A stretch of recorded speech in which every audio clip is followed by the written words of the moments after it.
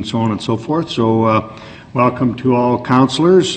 Just for everyone's who's watching from home, we've got everyone quite spaced out. Our IT department was able to get a microphone to every individual desk, so unlike our last meeting when some councillors didn't have a mic and we had to move around, we've got that accommodated, and we've got a couple of councillors that are calling in from other locations, so they're on a speakerphone, Councillors Brown and Desjardins, so we'll be involving them through that medium. So without further ado, first item of business, Madam Clerk.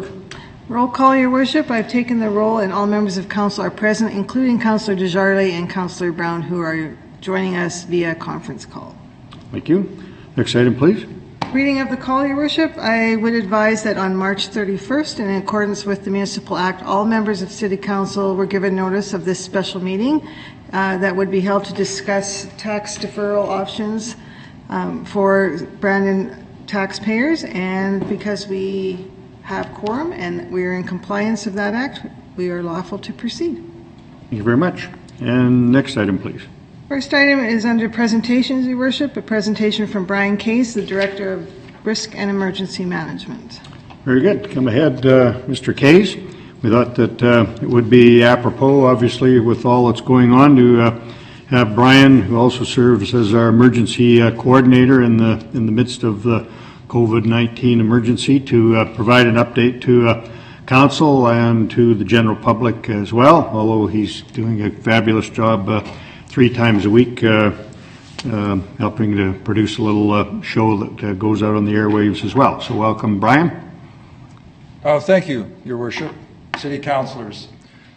Although we opened the City's Emergency Operations Centre on March 12th, several members of the Emergency Response Control Group had been busy since early January to revise our influenza pandemic plan for the coronavirus, COVID-19. So this allowed us to be prepared to sequester the water treatment facility on very short notice. And this action took place March 26th and is currently ensuring that our residents, businesses, care homes, and the hospital will continue to have a supply of safe, potable water. Our Emergency Operations Centre is currently staffed with just 2 people, myself and our Director of Emergency Social Services. We've pared down our primary response group to 11 key persons, including the Mayor, and this group communicates electronically. The larger Emergency Response Control Group is made up of approximately 40 City employees, and they are available to us as may be required. Since this outbreak began, we have fully embraced Shared Health's recommended guidelines. And as you know, Your Worship, we have been encouraging everyone to take part and work together to flatten the curve of this disease outbreak. You will have heard us many times tell people to wash their hands, keep their hands to themselves, to cover their cough and sneezes, to stop touching their faces, to disinfect surfaces, avoid travel, to stay home, and to practice physical distancing.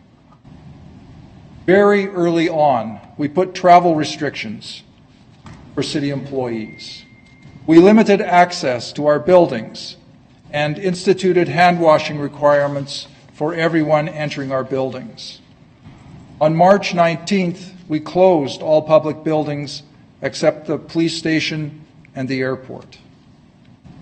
We have taken many measures to protect our employees so that we can continue to provide our essential services. Work that is being done in our buildings now is done with people separated from one another, except in very special cases. We currently have 66 employees working from home, or a combination of working from home and part-time in the workplace. Work that can be suspended has been suspended, and some of our workers are now assigned to new and different job tasks. Police, fire, and EMS services are following their provincial guidelines. We have split our E911 service into 2, making use of both our main and backup communication centers. Transit now restricts entrance onto buses through the back door as a measure to reduce exposure to our drivers. Handy Transit now restricts passengers to medical trips or for grocery shopping. For sanitation, we have remained on winter hours to avoid increasing staff numbers, and we are training other workers as additional collection drivers to increase our reserve capacity. The airport, and indeed all of our buildings, have implemented daily sanitizing of all commonly touched surfaces. Regular communications and consultations with our department head group takes place so they can share information with employees on actions that are being taken and to reinforce the importance of hand washing, social distancing, and disinfecting commonly touched surfaces. This information is shared in a variety of ways, including posters, signs, emails, meetings, and video presentations. Our workplace safety and health officers have provided information and training with employees at all levels about personal protective equipment requirements, proper use of cleaning products, and proper hand washing and sanitizing. On March 24th, in keeping with the Province of Manitoba's directive for responsible social distancing and to limit the potential spread of the COVID-19 virus in the community, we have prohibited access to all City of Brandon maintained playgrounds and equipment structures and various outdoor fitness equipment stations in the community. And I might add that the school division has taken similar action in concert with us. Finally, I continue to be impressed by how our team works together to solve issues. We rely on each of our team members to provide expertise in particular areas. Pretty straightforward, really. Engineering for engineering issues, police for police issues, and so on. City Council recently provided a great example when, through political means, several members of Council sought to resolve a concern with drive-through testing centres. The particulars with this issue proved to be best addressed by Mayor and Council, and that was done, and we thank you. As you can well imagine, the City of Brandon's emergency response team will remain vigilant and ready to implement whatever measures are required to give Brandonites the best opportunity to safely manage this threat to our community. Thank you, Your Worship. Thank you very much, Brian. There may be a few questions that councillors may have, and they're certainly welcome to ask them. So I'll open the floor now, and I'll make some comments afterwards. Councillor Lupke. Thank you, Your Worship. Brian, I just want to just make maybe a comment and a question in regards to the play structures in our parks and playgrounds and such. I know in my neighborhood there is caution tape around, but not any messaging on the structures. And I wonder if there is a possibility maybe add some messaging in and around those structures on why they're closed down, if that was something that could be considered. Through Your Worship, to the councillor, that should have been taken place, so perhaps one got missed. If you can let us know after which one that is, we'll take care of that. Yeah. Thank you. And go ahead. Were you finished? That's it. And Councillor Cameron. Thank you, Your Worship. Through you to Mr. Case. First of all, thank you again for the work you're doing on behalf of members of the community. One question that I've had a couple of residents bring up, and I just wanted to put it out there as well to see what may cause us to shift, but we did note the Winnipeg declared a state of emergency, a local state of emergency in the city of Winnipeg. What factors would come into play for Brandon to declare such a state of emergency? And second of all, what sort of changes would be in place there as opposed to what we're already doing? Through Your Worship, to the councillor. I think I would feel most comfortable at this time just saying that we don't believe it is necessary for the City of Brandon to declare a state of local emergency right now. In declaring a state of local emergency, it provides access to a series of special powers that we don't feel at this time that we need access to. That's probably the easiest way to say it right now. Sure. Thank you. And I suppose, if you don't mind me elaborating, Brian, we have to remember that this is, well, certainly a worldwide pandemic, and it's a health emergency. It's being led by the provincial, medical officer of health. We're taking certainly cues from him and other provincial authorities. So the main thrust, as Brian has indicated in his presentation, is cities' focus is on maintaining the essential services that we do provide. So the Chief Medical Officer of Health has certainly issued several orders, and the province as a whole has declared a state of emergency, and yet our function, hasn't yet indicated, any need for us to have a local state of emergency. So especially when we're in a province-wide state of emergency, that sort of trumps, many of the powers that we might have needed anyways. So, sure. But thanks for that question. Councillor Chaboyer? Thank you, Worship. Through to Mr. Case. The city, come springtime, getting into construction season, I'm sure that there are some projects that will probably move forward, and likewise within the city we contract certain services. I think there's cleaning, and do these other entities, are they going to be following the city's protocol and practices to ensure that they're practicing proper distancing and all the policies that we have in place now for COVID-19? Through your worship to the councillor, yes, it is something that we would strongly recommend in keeping with the public health orders and the provincial public health officer, who's instructing us to instruct people to wash their hands and appropriately keep physical distance. So it would be inappropriate for anyone to do anything but that. So we would certainly insist on that. Yeah, that would be a good idea, considering, I think you do an incredible job of educating all the employees for the City of Brandon on proper practices, and it would be nice to know that our other employees that are under contract too are getting the same type of... Certainly I'll double check to ensure that is happening. Yeah. Thank you. Could I ask another question? The other issue that's been raised in my ward, and I've gotten a few calls from citizens, is on the social distancing. And I know that as it is now, we're taking direction from the provincial government on what the proper practices are.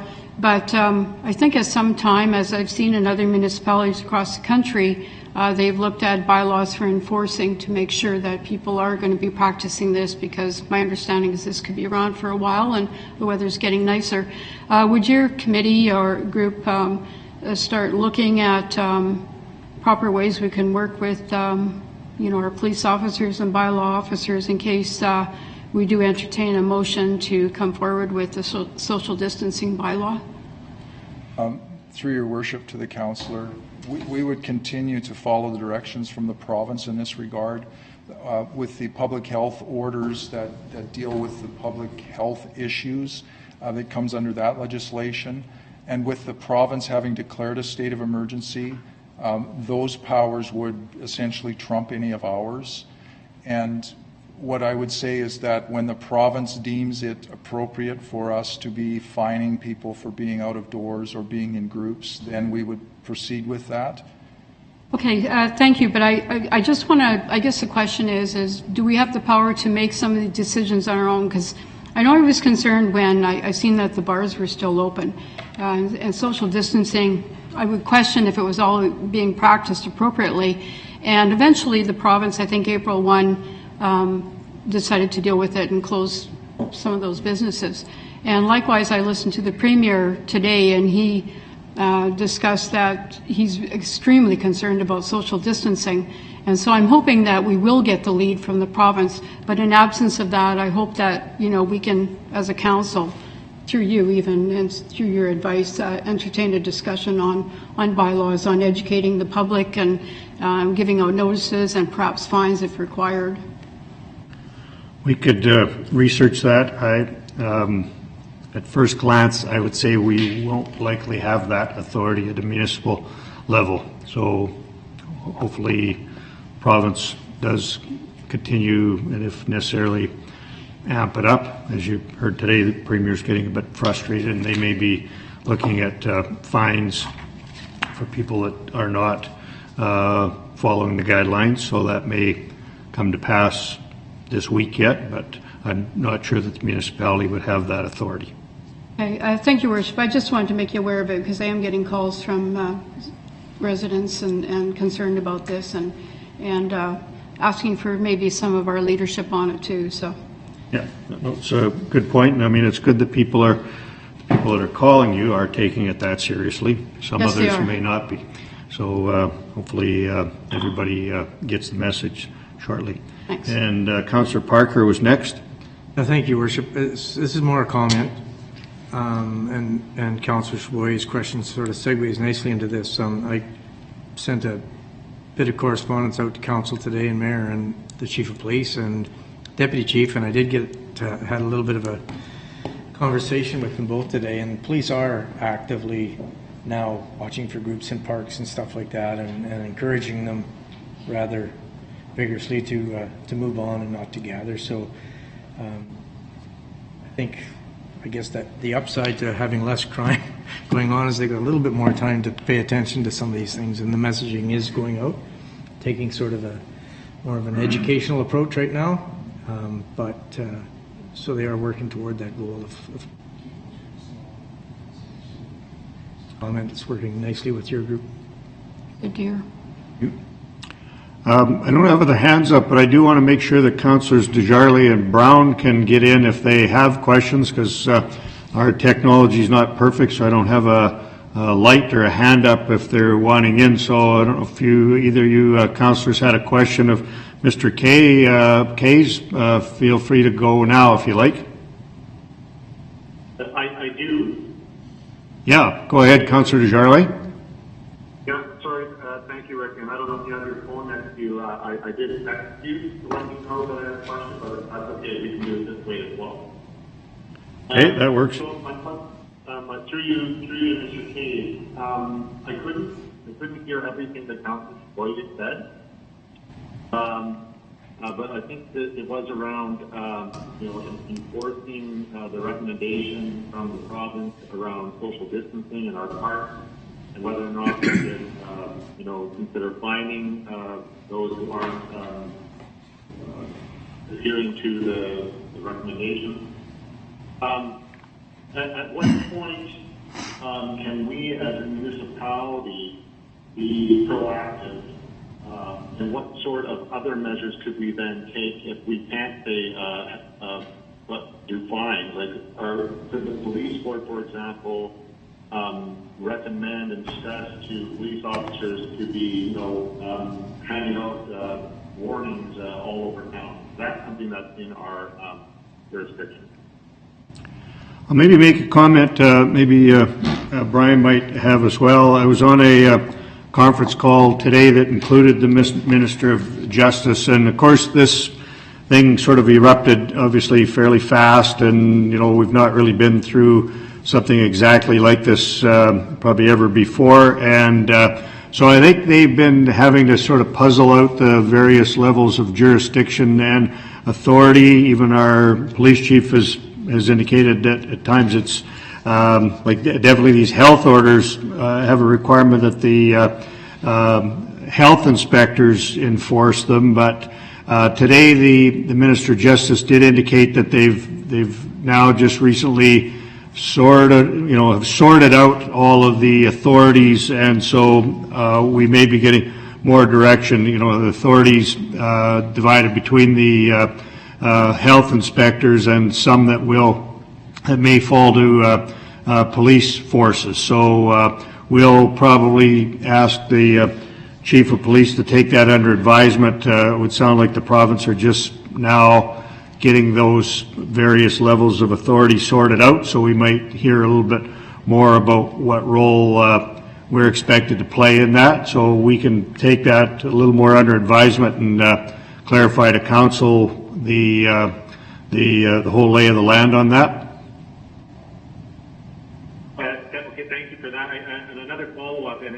it's just a conversation, not necessarily somebody having an answer for me, but like another example of this, given the uncertainty and the times that we're in right now, around messaging and who is the one to deliver the message and whether or not we will be offside in delivering a message that maybe the province hasn't yet to deliver. So for example, the CDC is now finally recommending to Americans to wear masks outside. WHO has been recommending that for quite some time. Canada has just come out and said that yes, this is something that we should be considering. The province hasn't said recommended it yet. Do we need to wait for the province, or are we okay as a municipality to say, you know, this is coming from the decision makers that make decisions for Health Canada, and if they're recommending it, we can get behind that as well.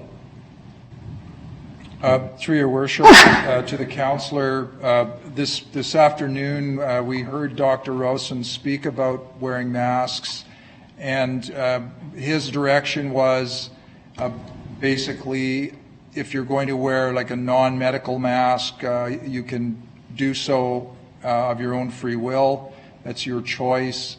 The most you're probably doing is protecting others in the room, not protecting yourself wearing such a mask. And that people need to understand how to properly don them and doff them so that they're maintaining proper cleanliness when they're doing these tasks. So the issue of wearing masks is largely left up to the individual citizen to decide what they would like to do at this point. The other big issue is the availability of masks if it was to come to that as well.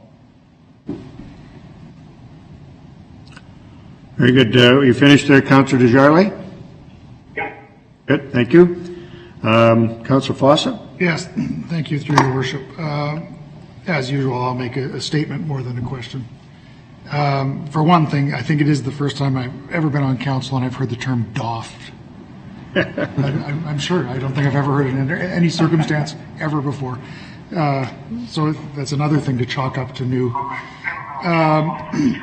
I do with Mr. Kays here, though. I do want to make sure that everybody understands the thanks that as a council we have for the work that they're doing, for the work that our front lines are doing. It's like a Zoom, at least there's no pictures. I think they might have their feed of it turned up. Yeah. Yeah.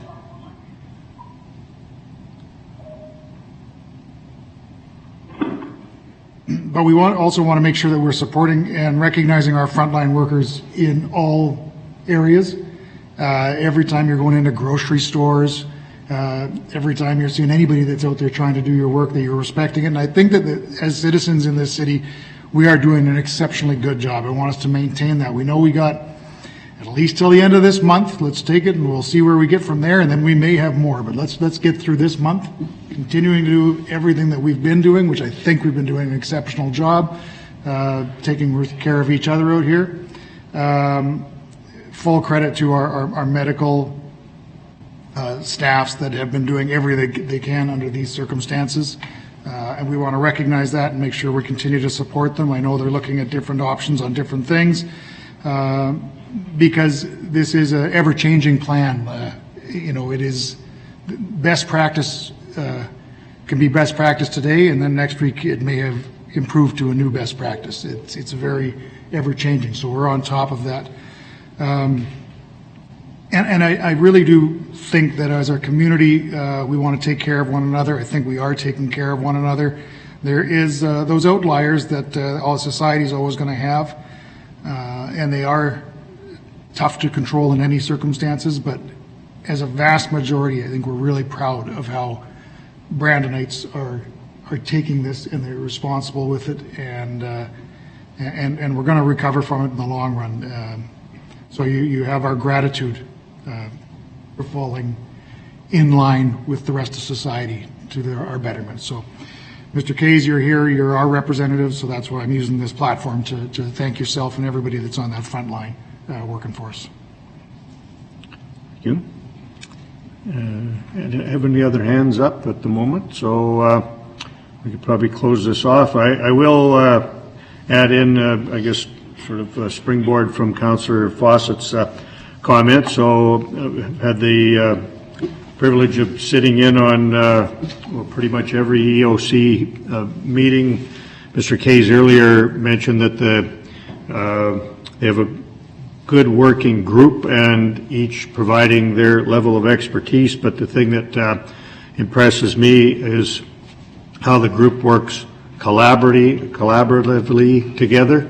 You know, they're obviously all good decision makers and problem solvers in their own right, so you get 10 or so in a room together, and so each problem that comes up, even if it doesn't belong in their particular department, they collaborate to help the other realm out in terms of finding the solution. So it's been quite impressive to watch the group work through this, because as much as we've got great emergency plans on the shelf, Mr. Kays is probably the first to admit it's never the same as when it rolls out into real life action, and sometimes not a lot of time to make decisions.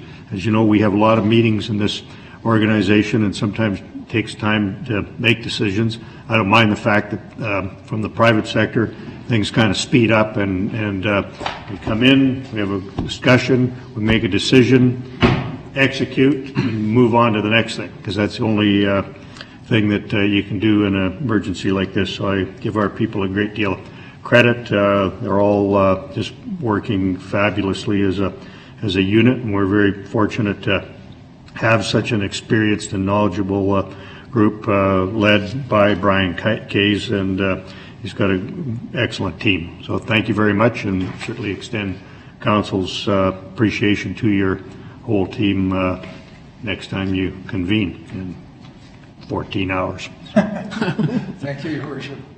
Thank you very much. Do we take a motion to accept the presentation, Madam Clerk? Yes, please. Motion by Councillor Parker, seconded by Councillor Lupke. Any discussion? All those in favor? Opposed?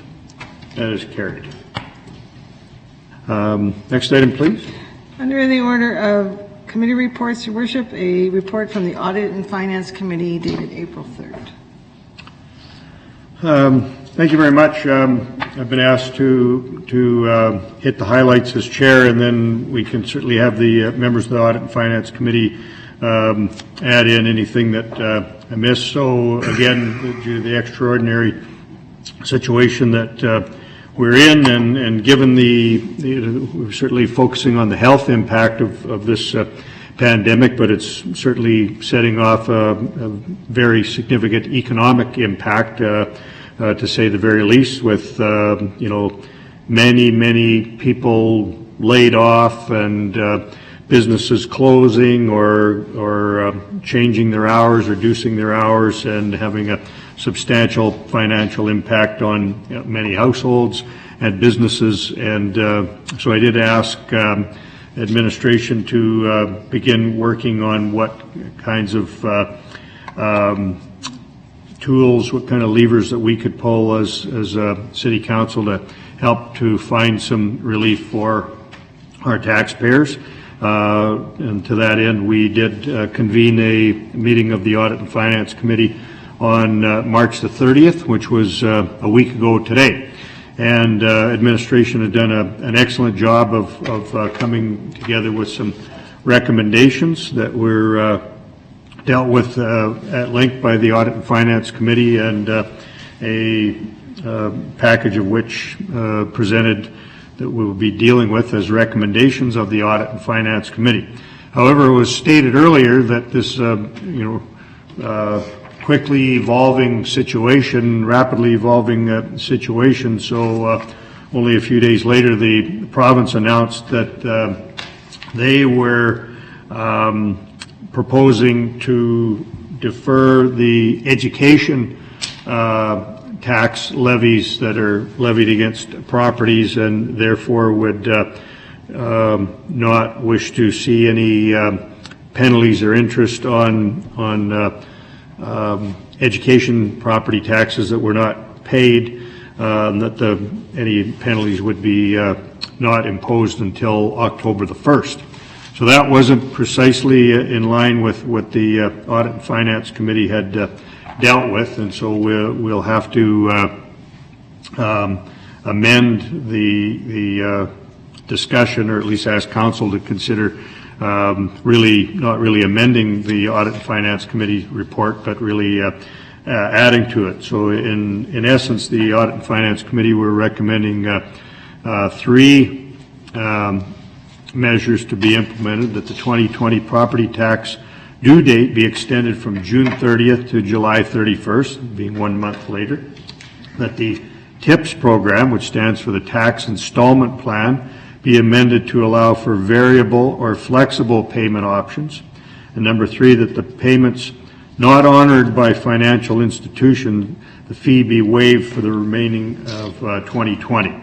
So payments not honored by the financial institution, we most often call NSF, but we have a small fee when that occurs. So those 3 pieces were recommended by the Audit and Finance Committee, and those will be dealt with later in the Council meeting, in addition to the new variable that the province has introduced. So Councillor Fawcett often does the summary for us, so maybe turn to him first to see if there was some elaboration, and certainly the other members of Council are Councillor Sean Berry and Glenn Parker that may have anything to add to this report. Thank you. Yes, thank you, through your worship. It was a good discussion. It was very well prepared by our finance department. We went through a few different scenarios, and we did come to a good conclusion on this. And of course, things did change in the 1 week when the province changed their outlook as well. And again, the finance department has quickly tried to adapt the best we can to things. We're definitely trying to work with the province in everything we're doing. So credit to them when going through the scenarios. This seemed to be something that they supported, and we certainly were as well. So. Thank you. Either Councillors Berry or Parker have anything to add? No, I think we're good. Any questions then of the Audit and Finance Committee report? Councillor Reggio? Thank you, Your Worship. I'm kind of curious as to why we're only extending the property tax due date by 1 month. I mean, given the circumstances, some homeowners might need more time. I was thinking more along the lines of 3 months. Why did we choose just 1 month? So, well, we will be amending that, given the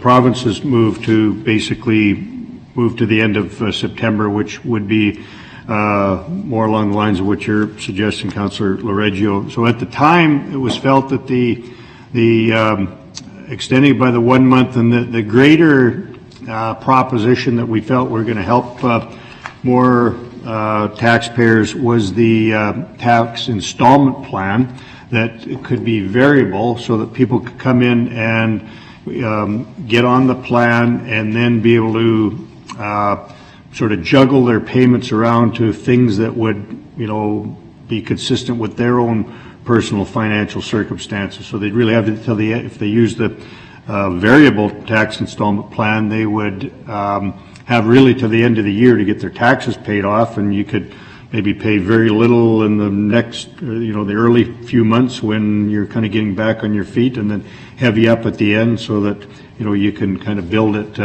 according to your own. So they felt that was going to be, and I think the Audit and Finance Committee agreed that was going to be the sort of the strongest proposition that we're adding, and that the tax deferment by a month would just be an additional one. As it turns out, we quite need to now amend that anyways to the end of September. So. And, Your Worship, if I may do a follow-up, and I guess there's no delicate way to put this, so let's not be delicate in this situation, There might be instances where homeowners are going to need additional time and, up until the end of the year, it might not be enough. So do we have a plan B? I mean, I hate to see homeowners having their properties put on the tax sale because of the circumstances.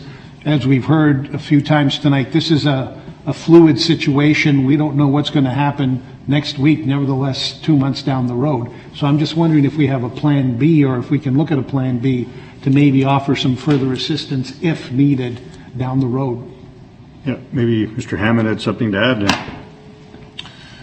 Thank you, Your Worship. So when we were looking at this problem, obviously it's quite complicated, and our main criteria when putting together recommendations for audit and finance and subsequently for council is that in a perfect world, yes, all of our ratepayers would be current by the end of the year. That's why we recommended the 3 programs. We did extend the due date, and yes, the due date was only extended by 1 month from June 30th to July 31st, but given the timing of where we're at right now, that's 4 months down the road, so that does give ratepayers some opportunity to look at other options or to work with us to find a program that works for them. And then, as His Worship pointed out, yes, the TIPS program, by amending it, it allows a lot of flexibility for ratepayers to look at different options. So with that, again, in a perfect world, we would hope that all of our ratepayers are current by the end of the year. But one of the things we did look at, but have not recommended here, was that at some point in the future we could do a custom program if there is need to do that. But of course, this early in the year, we don't know how long the situation is going to last or what's going to happen for the remainder of the year. But should the end of the year coming up and it looks like some people are still in trouble, then we could look at it again and potentially come up with custom programs depending on the need. Very good, thanks. And I mean, it should be noted, I think you're aware that you have to be in arrears for 2 years before it goes to tax sale, so it's it's not that you get to the end of the year and there's any risk that of losing their home. I realize that. It's just the fear that some residents might have, not being able to pay their taxes in time and the circumstances, but I appreciate the answer. Thank you. Okay, and Councillor Cameron is next. Thank you, Your Worship. Through you to either a member of the Audit and Finance or Mr. Hammond. Just 2 questions, if I could. First of all, I note on the enrollment to the TIPS program, or talking about the TIPS program, it says allows for a variable deposit. Have we set in place a minimum number? Is that a percentage? Is that $1? Just so residents have some clarity on what that variable deposit, what a minimum number would be, because potentially we do have residents that are in a position now where they don't have an income coming in. Just wondering on that, and then I'll follow up with the second question if I could. Go ahead. Through Your Worship to Councillor Cameron, basically there's no minimum. Again, we're willing to work with ratepayers depending on what their need is. We have to keep in mind that we want to provide some short-term relief for ratepayers, but at the same time, I mean, we're obliged to help them along to make sure that by the end of the year they are current.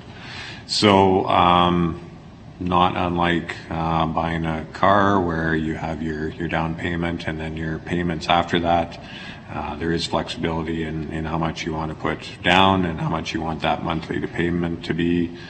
Once again, we would work with people who call us to essentially tailor a program that would work for them. Okay, and Councillor Parker.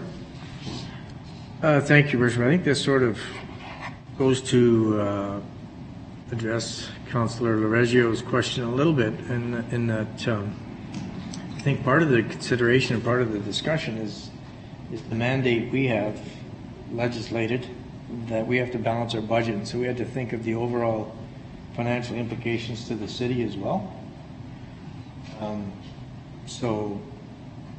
While everybody was empathetic and sympathetic to the ratepayer, we also have to keep the corporation in mind at the same time. So, it'd be nice to forego everybody's taxes for the year, but that's not feasible either. So we thought this was financially made the most sense at the time. The July 31st was very palatable financially for the city to manage. And when it was combined with what we feel that the percentage of people on the TIPS program, where this was the best overall solution to that problem. So. Thank you. And Helps or not, but. does. Councillor Lupke? Thank you, Your Worship. I guess maybe just some clarity with the province, and now it appears for us to basically waive late penalties up until September 30th. Would even extending the deadline kind of be a moot point at that?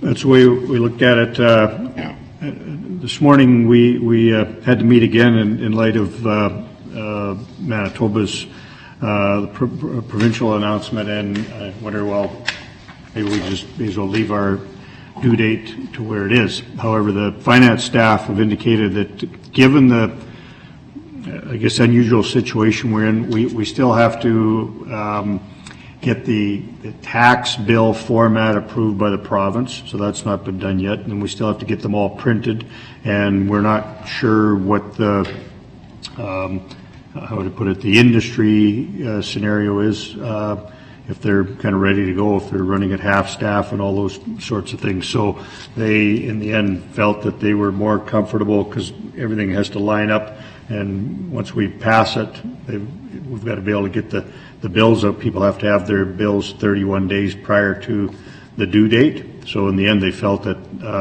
given the state of affairs in the province, that they would just as soon for this year keep the due date at July 31st. And just okay, Mr. Hammond had something to add.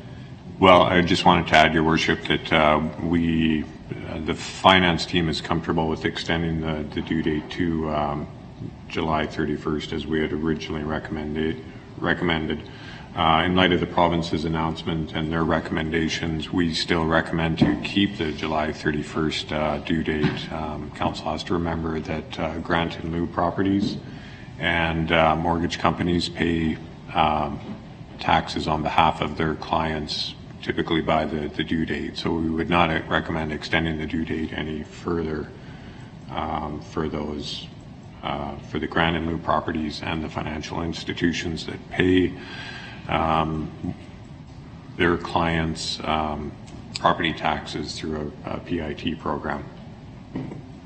I guess the other question, thank you, Dean, and the other question I have is probably just looking for a little bit more detail when you talk in the report about it being manageable with some of the recommendations you have. I'm just wondering if we could get a little bit more detail on, with these recommendations, how that maybe, I know it's probably a longer answer than you probably want to give, but what that has as far as an effect on the City of Brandon cash flow kind of moving forward.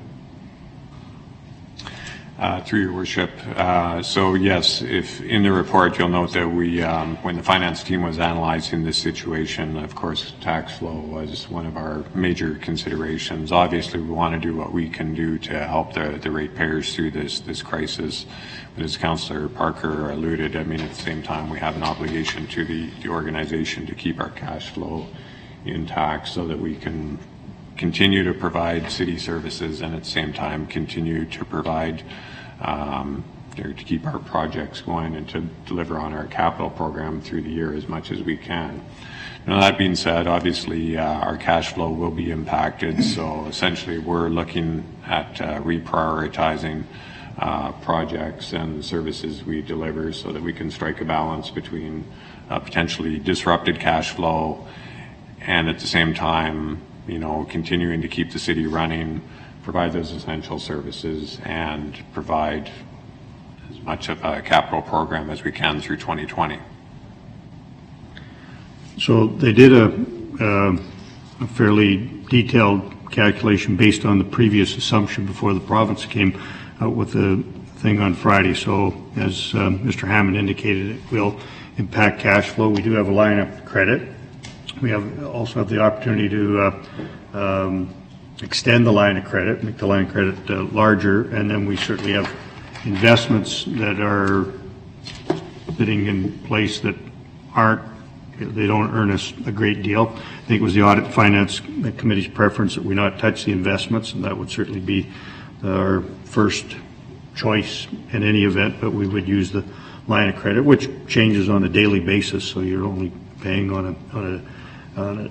But there still will be impacts, following the provincial plan, that there'll be impacts. The interest on the line of credit is not as substantial. It did a bit of a recalculation, and this is really rough, but it might be only as much as $20,000. The bigger hit, is we'll lose some on the loss of those penalties. Like, we collect penalties every year, and it's a relatively significant number. And they felt it could be as much as $160,000 in lost penalties. So there could be as much as about $180,000 big picture cost to us by doing this. Okay, I've got a couple other speakers. I've got Councillor Cameron again, and then Councillor Fawcett. Thank you, Your Worship. Through you to Mr. Hammond, I suppose. On this plan with the TIPS program,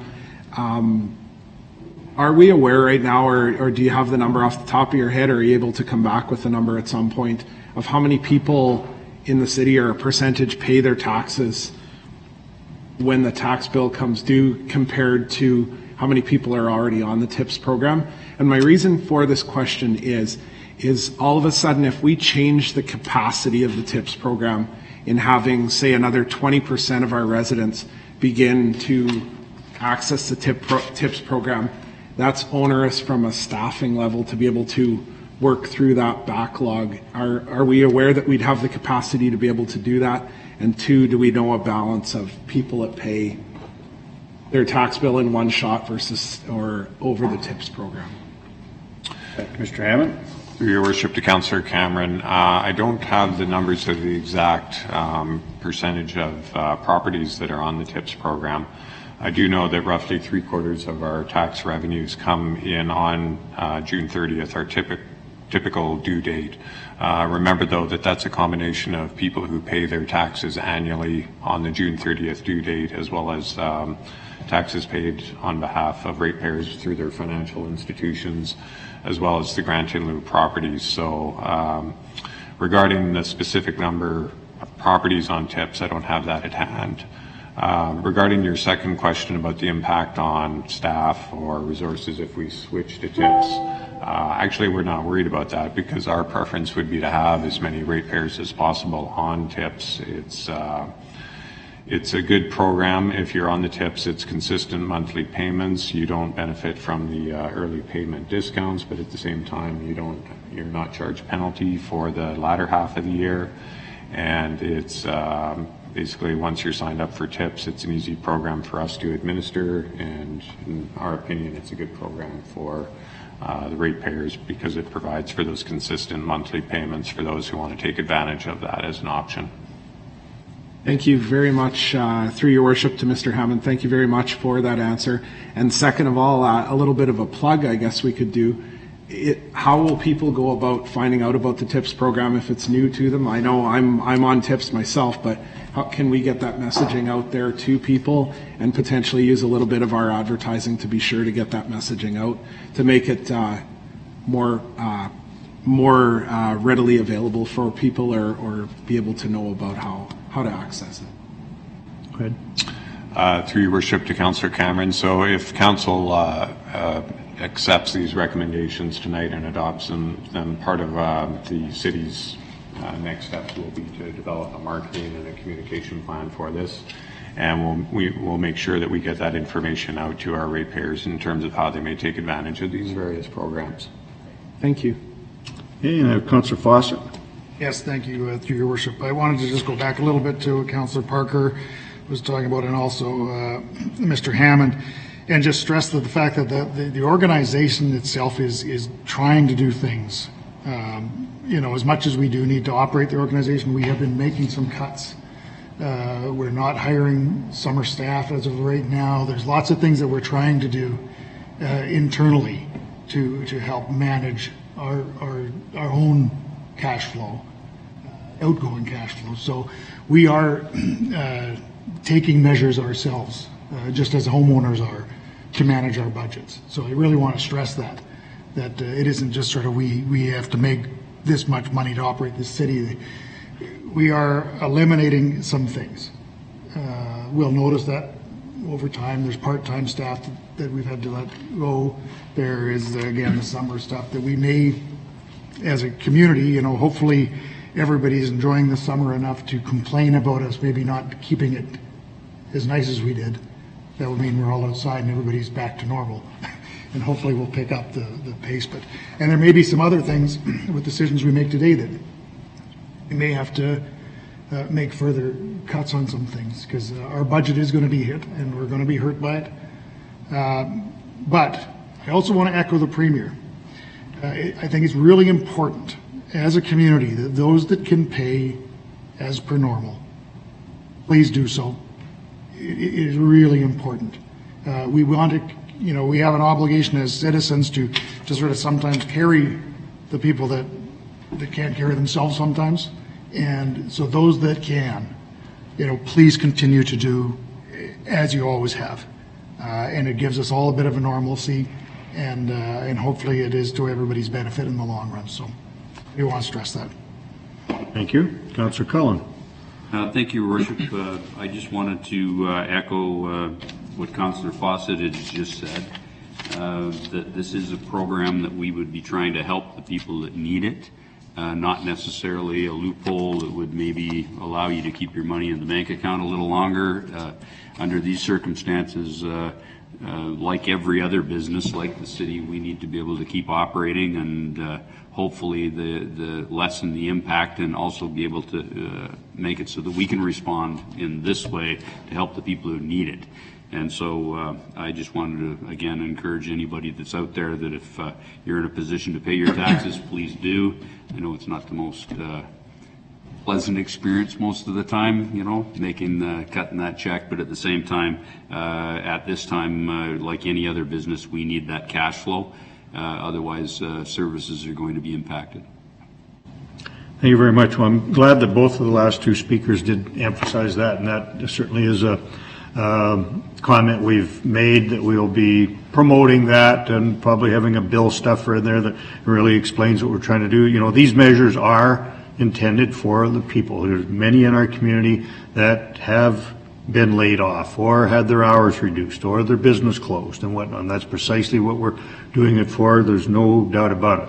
But then there are many others that still, fortunately, their circumstances have not changed. Their occupation has continued on, and their income hasn't changed. And we're hoping that people will have a great sense of community, and just if they can pay their taxes on time, they'll pay them on time. And we feel strongly lots of people will do that. And so I'm glad that both councillors did emphasize that, and that was certainly a good segue.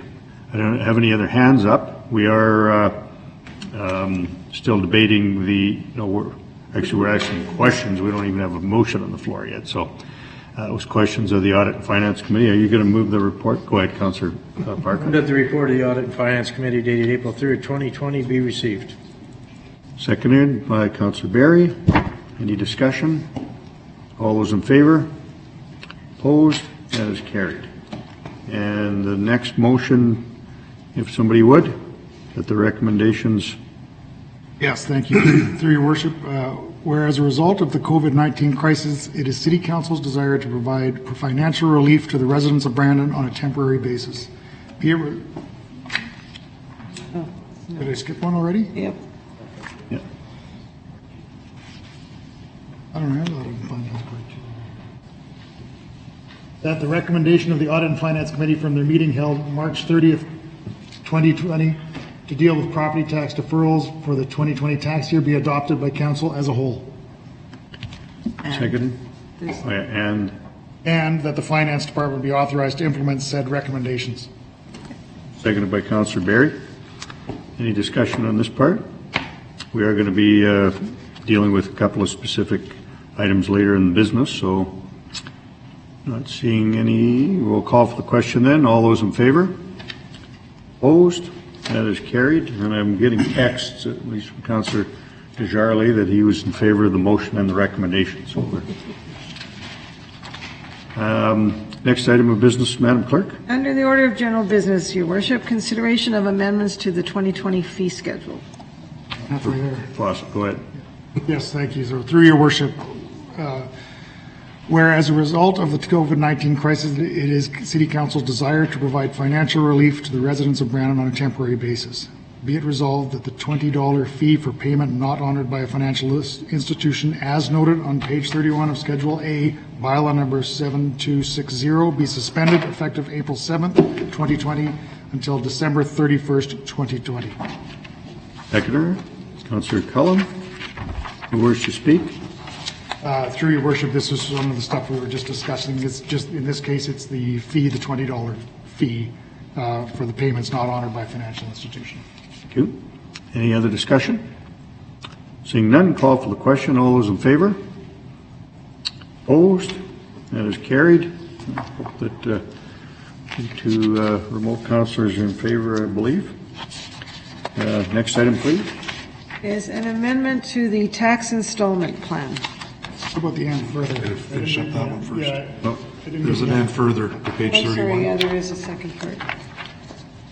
Thank you, through your worship. And further, that page 31 of Schedule A, bylaw number 7260, be replaced with the attached amended page noting this fee suspension. That was supposed to be part of that main motion, so I'm going to Yeah, contain just it in the motion, but just to be fair to everybody, we'll go over that again then. So that was moved by Councillor Fawcett, seconded by Councillor Cullen.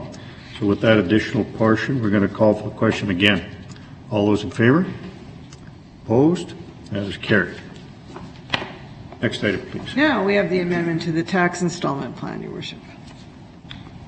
Councillor Berry. Yes, Your Worship, whereas a result of the COVID-19 crisis, it is the City's Council desire to provide financial relief to the residents of Brandon on a temporary basis.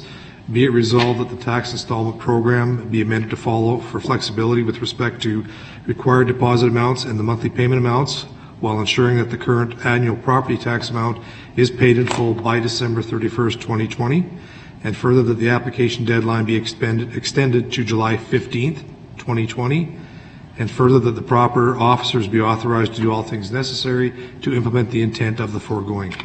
Seconder, please. Councillor Cameron. Any discussion? Not seeing any. Councillor Desjardins has already texted he's in favor of the amendment and the amended motion. That was probably the last one. So, a call for the question then. All those in favor? Opposed? That is carried. Next item, please. Is the deferral of the imposition of tax penalties. Councillor Parker. Whereas as a result of the COVID-19 crisis, it is City Council's desire to provide financial relief to the residents of Brandon on a temporary basis.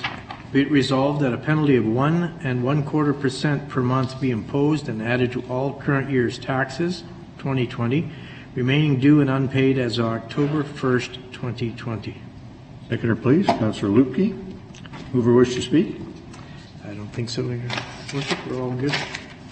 So this one would be really the piece that would coincide us with the province's desire on the education taxes. So then this would sort of harmonize both portions of it in that respect. And again, we hope people would pay on the due date, the new due date of July 31st. But should they not, they won't be incurring any penalties until October 1st. So again, and Councillor Desjardins is also in favor of this motion in advance. So call for the question then. All those in favor? So are the rest of us. Opposed? That is carried. Thank you, Councillor Desjardins, as well. Next item, please. Is an amendment to the start time for the April 20th council meeting. By Councillor Fawcett. Thank you, through your worship, that pursuant to procedure bylaw number 6634, the regular meeting of City Council scheduled for Monday, April 20th, 2020, be held at 6 p.m. Seconded by Councillor Chaboyer. So it was recommended or discussed at the Audit Finance Committee that we may have, because we're not meeting so often, and we will have to do the financial plan, and we'll likely have a special meeting following this meeting, so it will be sort of two back-to-back meetings that will give give council the opportunity to provide all three readings of the financial plan and basically our budget. So it was suggested that we start a little earlier to be able to achieve all of that in a decent hour. So that's the reason for this. So City Clerk has provided us with the procedure to do so. Any discussion on that? Seeing none, we're going to call for the question then. All those in favor? Opposed? That is carried. And you will see, of course, that the new due date of July 31st, although we've talked about it a fair bit tonight, that's technically would be contained in the bylaw, for the tax levy bylaw that we'll deal with on April 20th. So now that we've sort of laid out the plan, they'll be able to build the tax levy bylaw accordingly that we'll deal with ending up in all three readings on the 20th of April. That way the submission can be made to the province in plenty of time, and we can keep this moving along somewhat regularly.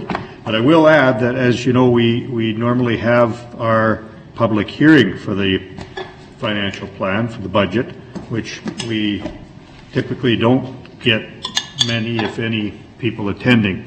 But again, given our social distancing program, the City Clerk will be putting out opportunities for people to submit questions and comments to council in advance electronically, as well as submission during the meeting, much like we tried to do at the budget consultation session. So people will still get to view the meeting as they always do, and they'll be able to make input, but the input will come in the form of electronic.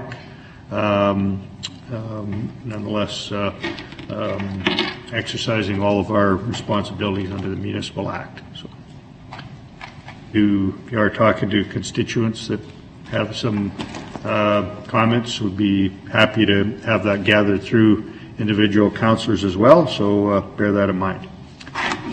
So without further ado, next item, please. A motion to adjourn would be in order, Your Worship. Moved by Councillor Barry, seconded by Councillor Chaboyer.